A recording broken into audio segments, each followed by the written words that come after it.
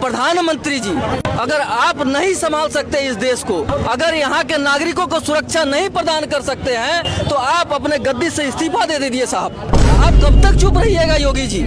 आपसे भी नहीं संभाला जाता है तो आप भी गद्दी से इस्तीफा दीजिए। कुछ दिन पहले दिल्ली में पांडु कुमार को मार दिया गया। अस्सलाम वालेकुम दोस्तों, जैसा कि आप सब जानते हैं, ठाकुरगंज के मौलाना तौसीफ रजा साहब के साथ ट्रेन में जो खौफनाक वाकया पेश आया, उसने सबकी रूह कपा दी है। कुछ नफरती लोगों ने मौलाना तौसीफ रजा साहब के साथ बेरहमी से मारपीट की और फिर चलती ट्रेन से उन्हें धक्का देकर उनकी जान ले ली गई। लेकिन दोस्तों, गौर करने वाली बात यह है कि आज उनके हक के लिए हमारे हिंदू भाई भी सरकार के सामने डटकर खड़े हैं और इंसाफ की गुहार लगा रहे हैं। जरा आप सुनिए इस हिंदू भाई की जज्बात को।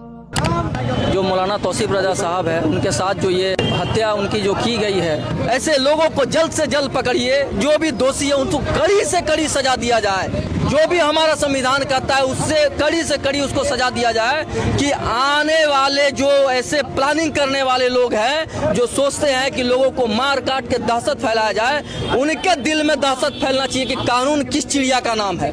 से हम लोग आते हैं किशनगंज जिला से।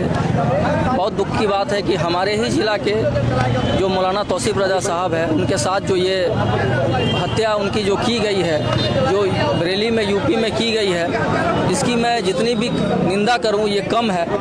क्योंकि इस तरह के इंसान एक इंसान को जब इस तरह से मारता है और जो बाकी इंसान वहां देखते रहते हैं, ये इंसानियत को खत्म होने की निशानी है। ये जो मनुष्य है, एक दूसरे को अगर मनुष्य ना समझ के जानवर समझ के जब इस तरीके से काम करने लगे तो ये बहुत ही दुखद बात है। और ये जो इस सरकार है, अभी जो बिहार में सरकार है, दिल्ली में सरकार है, यूपी में सरकार है, पूरे हिंदुस्तान में जो सरकार है, इस सरकार में इस तरह की घटना आम हो गई है।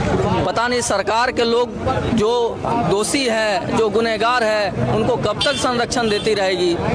किसी के कपड़े को देख के, किसी के नाम को देख के किसी को आइडेंटिफाई करना, किसी के साथ जस्टिफाई करना, किसी के साथ इस तरीके से घटना करना, ये कब तक चलता रहेगा? बहुत अच्छा। किसी भी व्यक्ति को हमारा देश का संविधान जो हमारे अपने धर्म के जो भी कल्चर है उसके साथ स्वतंत्र होके जीने की आज़ादी देता है। आखिर मौलाना तौसीफ रजा साहब जो किशनगंज जिले बिहार के थे, आखिर बिहार भी तो हमारा देश का हिस्सा है कि हम लोग, बिहार हमारा कोई अलग देश तो नहीं है कि वो अदर देश में गए थे, उनको कोई मार दे और उन पर कोई कार्रवाई नहीं हो। ये कब तक ऐसा चलता रहेगा?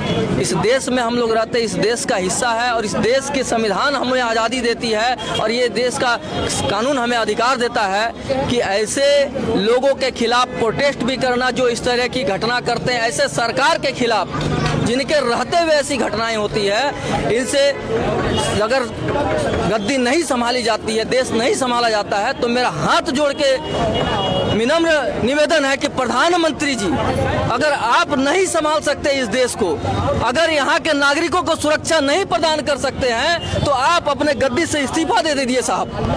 कब तक ऐसा चलते रहेगा?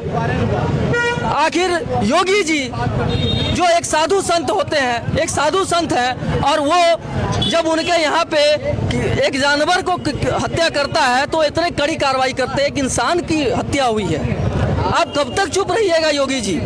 आपसे भी नहीं संभाला जाता है तो आप भी गद्दी से इस्तीफा दीजिए। और हमारे नए नए मुख्यमंत्री जी सम्राट चौधरी जी कब तक मौन रहिएगा? आपका बिहार का व्यक्ति का जान गई है। ये एक घटना नहीं है। कुछ दिन पहले दिल्ली में पांडु कुमार को मार दिया गया। क्या हुआ उसके साथ? कहां तक न्याय पहुंचा? ये कब तक चलता रहेगा? ऐसे लोगों को जल्द से जल्द पकड़िए। जो भी दोषी है उनको कड़ी से कड़ी सजा दिया जाए। सुना आपने, जब दर्द एक होता है तो आवाज भी एक हो जाती है। ये सिर्फ एक शख्स का कत्ल नहीं है, बल्कि हमारे भाईचारा और कानून पर हमला है। अगर अब भी हुकूमत की नींद नहीं खुली और इन दरिंदों को फांसी नहीं हुई, तो याद रखिएगा, अवाम खामोश बैठने वाले नहीं हैं। हमें सिर्फ और सिर्फ इंसाफ चाहिए। मौलाना तौसीफ रजा साहब को इंसाफ मिलना चाहिए।